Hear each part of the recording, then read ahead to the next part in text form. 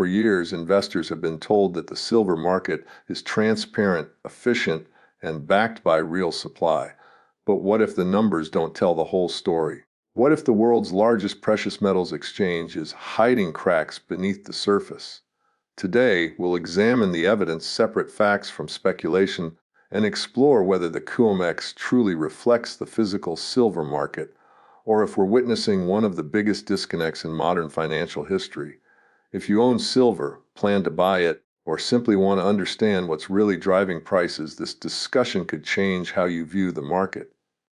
When people hear the word COMEX, they often imagine a massive warehouse filled with silver bars changing hands every day.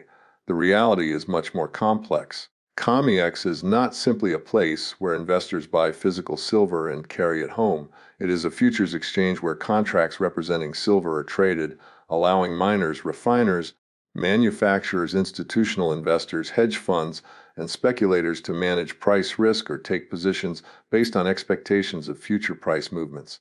Understanding this distinction is essential because many misunderstandings about the silver market begin with confusing paper contracts with physical ownership. A silver futures contract represents an agreement to buy or sell a specified quantity of silver at a predetermined price for delivery during a particular month. The majority of these contracts never result in physical delivery. Instead, traders close their positions before expiration by selling or buying offsetting contracts. This means that millions of ounces of silver can be traded on paper in a single trading session without a single ounce of metal actually moving from one vault to another. For newcomers, this often seems strange because the trading volume appears far larger than the amount of physical silver available. Yet this is a normal characteristic of futures markets across many commodities, including oil, wheat, copper, and gold. The original purpose of futures markets was not speculation. They were created to help producers and consumers reduce uncertainty. Imagine a mining company planning to produce silver over the next 6 months. The company faces the risk that silver prices could decline before its production reaches the market. By selling futures contracts today, the miner can lock in a price, providing greater certainty for budgeting, payroll, equipment purchases, and long-term planning. On the other side, an industrial manufacturer that requires silver for electronics or solar panels may buy futures contracts to protect itself against rising prices. Both parties use the exchange as a risk management tool rather than as a way to acquire or dispose of physical silver immediately. Over time, financial participants entered these markets because they recognized opportunities to profit from price movements. Hedge funds, commodity trading advisors, banks, proprietary trading firms, and retail investors all became active participants. These traders add liquidity, making it easier for commercial users to enter and exit positions efficiently. Without speculative participation, futures markets would often have wider spreads and less efficient price discovery. Although speculation is sometimes criticized, it plays an important role in ensuring that buyers and sellers can transact with relative ease. Price discovery is another concept that deserves attention. Many people assume the price of silver is determined primarily by local coin shops or bullion dealers. In reality, the global benchmark price is heavily influenced by futures trading. Thousands of participants continuously analyze economic reports, inflation expectations, interest rates, industrial demand, mining production, currency movements, geopolitical developments, and investor sentiment. Every buy and sell order contributes to a constantly changing market price that reflects the collective expectations of participants around the world. This process is remarkably efficient, but it is not perfect. Prices in futures markets reflect expectations as much as current physical conditions. If traders anticipate weaker economic growth, they may sell silver contracts before industrial demand actually slows. Conversely, expectations of monetary easing, higher inflation, or increased investment demand can push prices higher before physical shortages become apparent.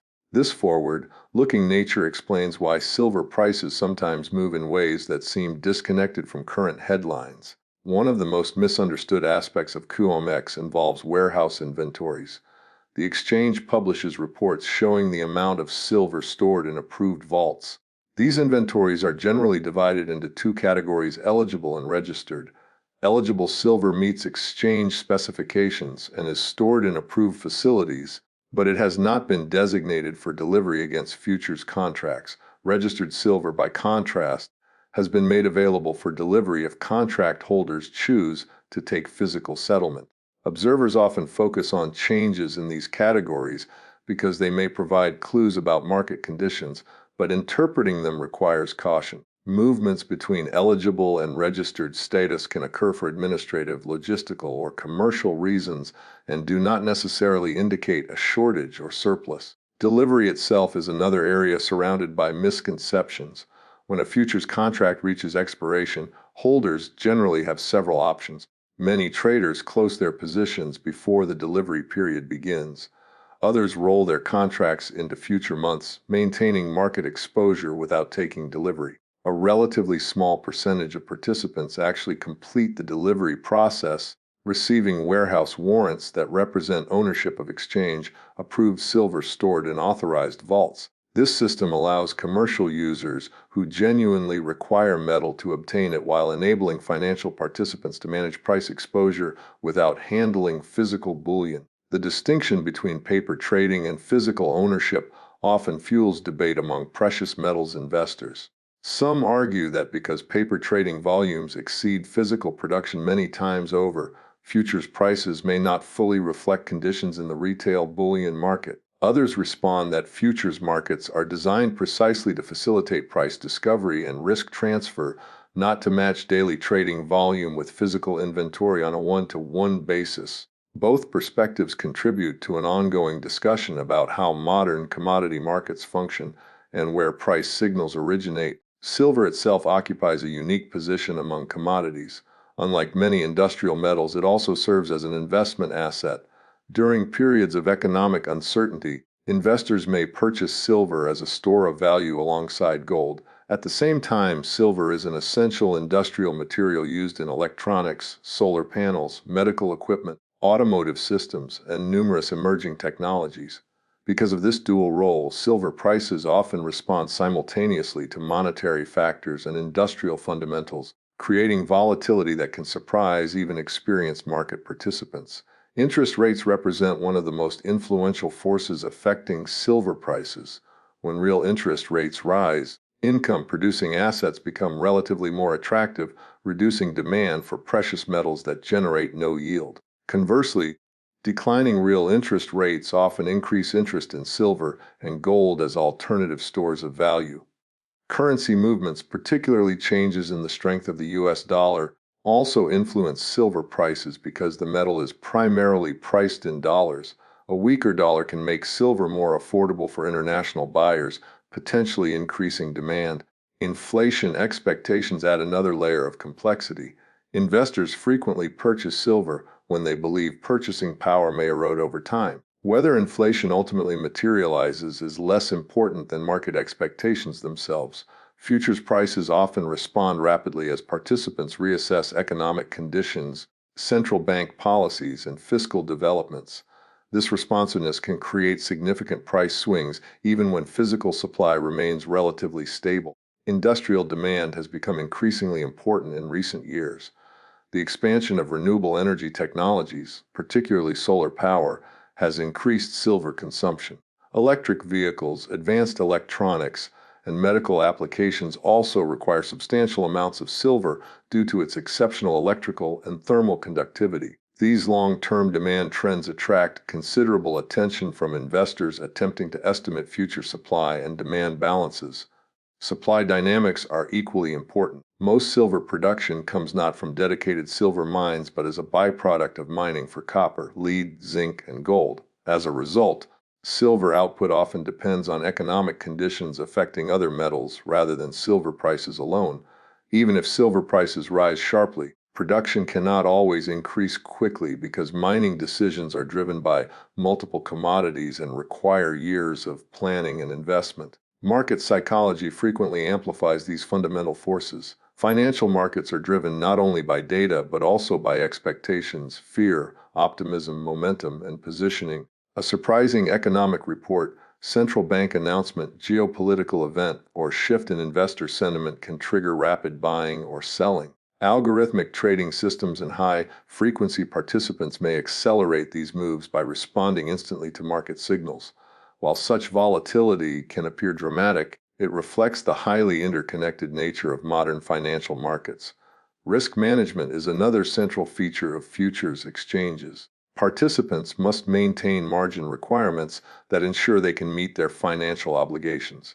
If prices move significantly against a trader's position, additional funds may be required to keep the position open. This system helps maintain market integrity by reducing counterparty risk and ensuring that contractual obligations are supported by adequate financial resources. Clearinghouses stand between buyers and sellers, guaranteeing contract performance even if one participant experiences financial difficulty. Transparency also plays a significant role in understanding COMEX operations. The exchange publishes detailed information regarding open interest, warehouse stocks, contract specifications, delivery notices, trading rules, and settlement procedures. Regulators monitor trading activity for potential manipulation, excessive concentration, or abusive practices.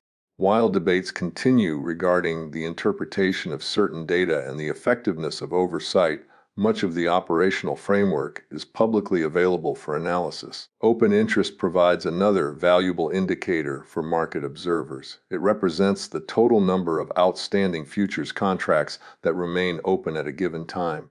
Rising open interest alongside increasing prices may suggest new money entering the market, while declining open interest during price declines may indicate liquidation of existing positions. Analysts combine open interest with volume, positioning reports, and macroeconomic data to develop broader views of market sentiment. The Commitment of Traders report offers additional insight into market participation by categorizing positions held by commercial hedgers, managed money, and other reporting groups. Investors often examine these reports to understand how different categories of traders are positioned.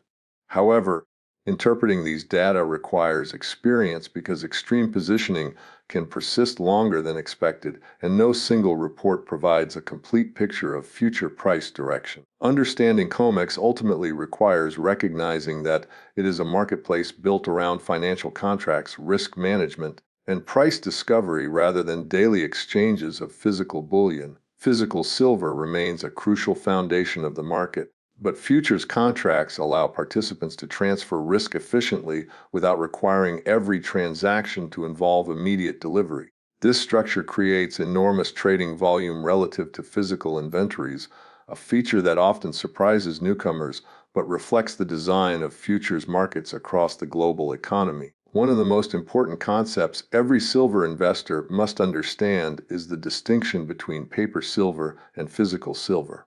These two forms of exposure to the silver market are often discussed as though they are interchangeable, but they serve different purposes, involve different risks, and attract different types of participants. Confusing the two can lead to unrealistic expectations about how the market functions and why prices sometimes move in ways that appear disconnected from conditions in the physical bullion market. Physical silver is exactly what the name suggests. It is silver that exists in tangible form, such as coins, bars, rounds, industrial products, or large bullion bars stored in secure vaults. When an investor purchases physical silver, they own a real asset that can be held, transported, stored, insured, or transferred to another owner. Its value is derived from the metal itself, rather than from the promise of another party. Ownership of physical silver generally removes direct counterparty risk because the investor possesses the asset or has a clearly defined ownership interest in allocated storage. Paper silver, by contrast, refers to financial instruments whose value is linked to silver without requiring the investor to own or take possession of physical metal. These instruments include futures contracts, exchange-traded funds, options, mining company shares, structured products, and other derivatives. Each of these vehicles provides exposure to silver prices in different ways, but they do not all represent direct ownership of bullion. Understanding this distinction is critical because each instrument carries its own advantages, limitations, and risks. Futures contracts remain one of the largest forms of paper silver trading. These standardized agreements allow participants to buy or sell silver at a predetermined price for delivery during a future month. Although delivery is possible under exchange rules, most contracts are closed before expiration or rolled into later months. As a result, the overwhelming majority of futures trading functions as financial exposure rather than a mechanism for acquiring physical silver. Exchange-traded funds provide another popular method of gaining silver exposure. Many investors choose these products because they can buy and sell shares through ordinary brokerage accounts without worrying about transportation, insurance, or storage. Depending on the structure of the fund, shares may be supported by physical bullion, but individual shareholders generally cannot redeem small holdings for bars or coins. Instead, they gain price exposure while relying on the fund's operational structure and custodial arrangements. Mining stocks represent another form of indirect exposure. Investors purchasing shares of a silver mining company are not buying silver itself. They are buying ownership in a business whose profitability depends partly on silver prices, operating efficiency, production costs, exploration success, management decisions, financing conditions, political stability in mining jurisdictions, and numerous other factors. As a result, mining shares can outperform or underperform silver prices over extended periods. Options add yet another layer of complexity.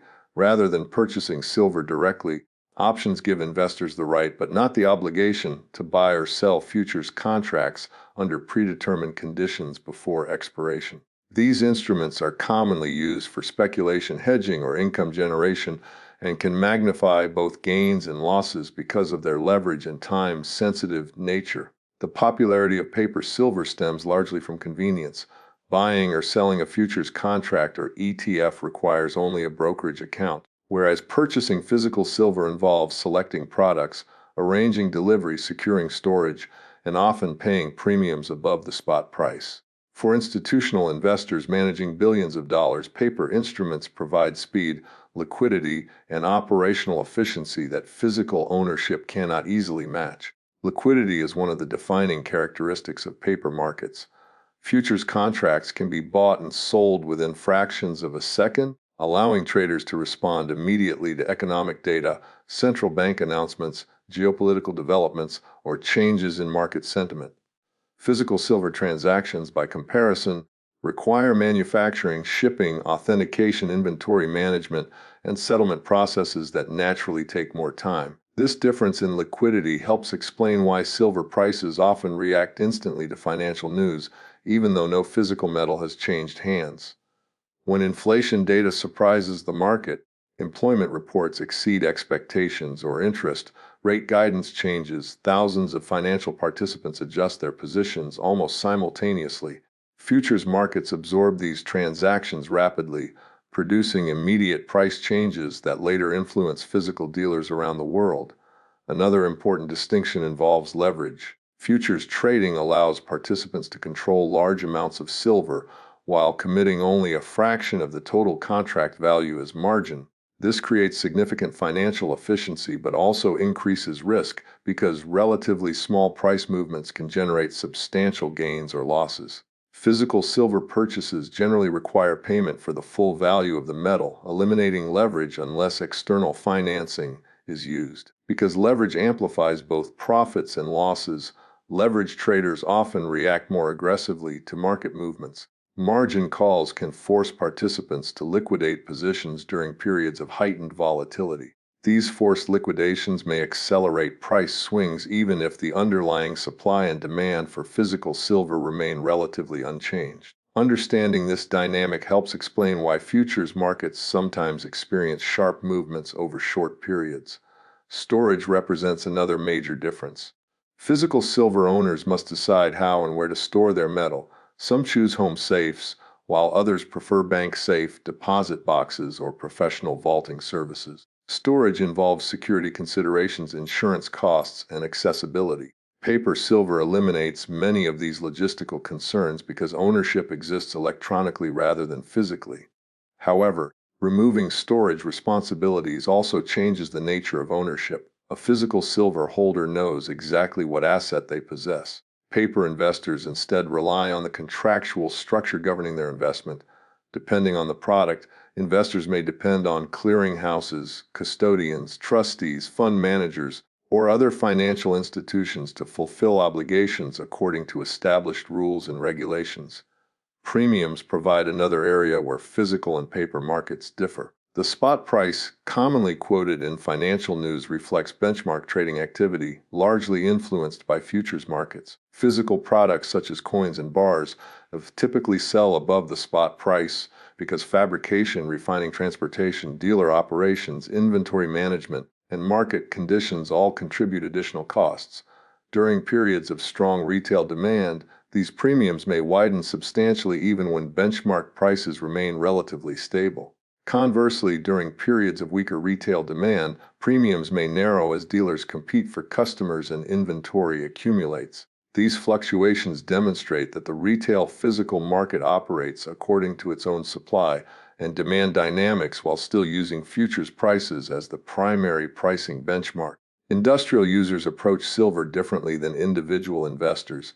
Manufacturers purchasing silver for electronics, medical equipment, photovoltaic cells, or specialized industrial applications focus primarily on obtaining reliable supplies at competitive prices. Many of these companies use futures contracts to hedge purchasing costs while simultaneously arranging physical deliveries through commercial supply chains. In this way, paper and physical markets work together rather than existing as completely separate systems. Refiners and bullion dealers also interact with both markets.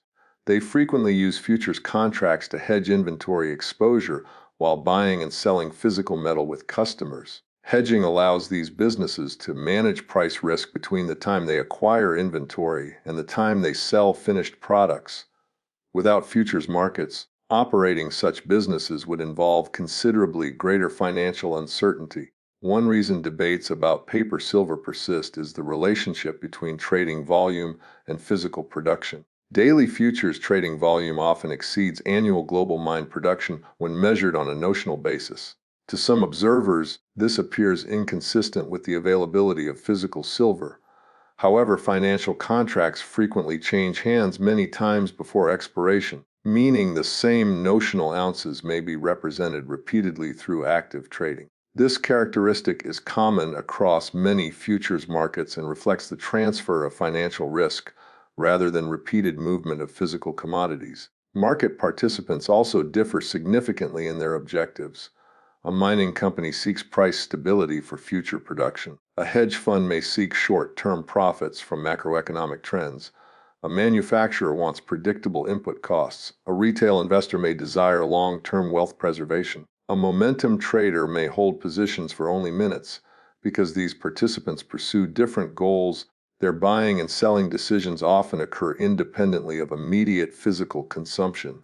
Volatility often highlights these differences.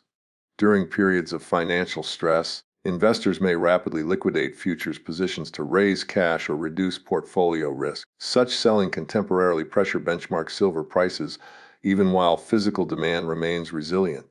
Conversely, strong speculative buying can push futures prices higher before physical demand fully reflects those expectations. These differences illustrate how financial markets frequently anticipate future developments rather than simply responding to present conditions. Transparency varies across investment vehicles. Exchange-traded products typically publish regular disclosures regarding holdings, while futures exchanges provide extensive information about trading activity, warehouse stocks, open interest, and contract specifications. Physical ownership, on the other hand, depends primarily on individual custody arrangements and private transactions. Each form of ownership offers different degrees of visibility depending on the circumstances. Counterparty considerations also deserve attention. Holding physical silver directly minimizes reliance on financial intermediaries because the investor controls the asset. Paper investments involve contractual relationships with exchanges, brokers, custodians, clearing organizations, or fund managers. These systems are designed with safeguards intended to reduce operational risk, yet they remain fundamentally different from direct possession of bullion. Tax treatment may also differ depending on jurisdiction and investment structure. Physical bullion exchange-traded funds, mining shares, and derivatives can each fall under different tax rules, influencing investor decisions. Professional advice is often necessary because regulations vary considerably between countries. long-term